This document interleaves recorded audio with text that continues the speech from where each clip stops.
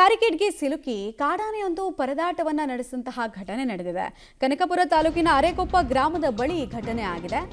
ಕಾಡಿನಿಂದ ಆಚೆ ಬರೋಕ್ ಹೋಗಿ ಬ್ಯಾರಿಕೇಡ್ ನಡುವೆ ಆನೆ ಸಿಕ್ಕಾಕೊಂಡು ಒದ್ದಾಡದಂತಹ ದೃಶ್ಯ ಕನಕಪುರ ತಾಲೂಕಿನ ಅರೇಕೊಪ್ಪ ಗ್ರಾಮದಲ್ಲಿ ಕಾಣಿಸಿರೋದು.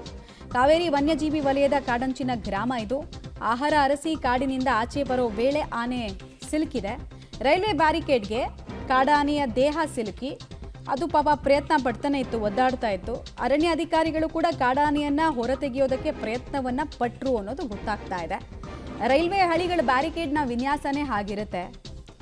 ನಾಡಿಗೆ ಬರದಂತೆ ತಡೆಯೋದಕ್ಕೆ ಅಂತ ಯೂಶಲಿ ಈ ಕಬ್ಬಿಣದ ಹಳಿಗಳನ್ನೆಲ್ಲ ಹಾಕಿರ್ತಾರಲ್ಲ, ಅದ್ರ ಮಧ್ಯೆನೇ ಪಾಪ ಇದು ಆಹಾರವನ್ನ ಹುಡುಕೋ ಆತುರದಲ್ಲಿ ಮಧ್ಯದಲ್ಲಿ ನುಗ್ಗಿದೆ. ಪೂರ್ತಿ ದೇಹ ಸಿಕ್ಕಾಕೊಂಡಿರೋದನ್ನ ನೀವು ನೋಡ್ತಾ ಇದ್ದೀರಾ.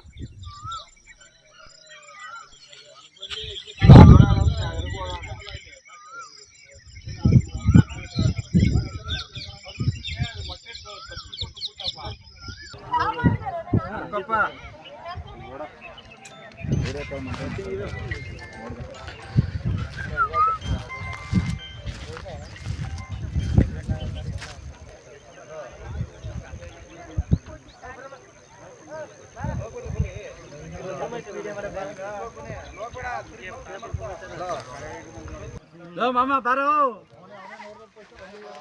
ಅಯ್ಯೋ ಹೋಗ್ಬೇಡ ಬಾರೋ.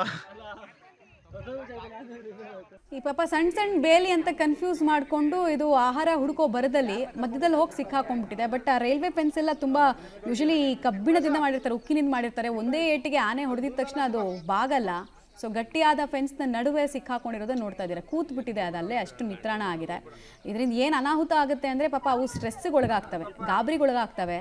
ಇದರಿಂದ ಒಮ್ಮೆ ಆಚೆ ಬಂದ ತಕ್ಷಣ ಸಿಟ್ಗಿಟ್ಟಿಗೆ ದಾಳಿಗಿಳಿ ಮಾಡೋ ಸಾಧ್ಯತೆ ಕೂಡ ಇರುತ್ತೆ. ಹೊರತೆಗೆಯೋ ಪ್ರಯತ್ನವನ್ನ ಅರಣ್ಯ ಅಧಿಕಾರಿಗಳು ಮಾಡ್ತಿದ್ದಾರೆ ಅನ್ನೋದು ಗೊತ್ತಾಗ್ತಾ ಇದೆ. ಬಟ್ ಸಿಕ್ಕಾಕೊಂಡಿರೋ ಪೊಸಿಷನ್ ನೋಡ್ತಾ ಇದ್ರೆ ಅಷ್ಟು ಸುಲಭ ಇಲ್ಲ ಅನ್ನೋದು ಕಾಣಿಸ್ತಾ ಇದೆ. ಹೀಗೆ ಅದನ್ನು ಬಿಟ್ಟರೂ ಆಗಲ್ಲ, ಆನೆಗಳ ಪ್ರಾಣಕ್ಕೆ ಅಪಾಯ ಆಗ್ಬಿಡುತ್ತೆ. ನಿರಂತರ ಒಂದೇ ಜಾಗದಲ್ಲಿ ಸಿಕ್ಕು ಒದ್ದಾಟ ಆಗೋದ್ರಿಂದ ಹೃದಯಾಘಾತ ಎಲ್ಲ ಆಗೋ ಚಾನ್ಸಸ್ ಇರುತ್ತೆ. ಮೂಕ ಪ್ರಾಣಿಗಳ ರೋದನ ಹೇಳತೀರದಾಗಿದೆ. ರೈಲ್ ಫೆನ್ಸ್ನ ಮಧ್ಯದಲ್ಲಿ ಸಿಕ್ಕಾಕೊಂಡಿರುವಂತಹ ಕಾಡಾನೆಯ ಪರಿಸ್ಥಿತಿಯನ್ನು ನೋಡ್ತಾ ಇದ್ದೀರಾ.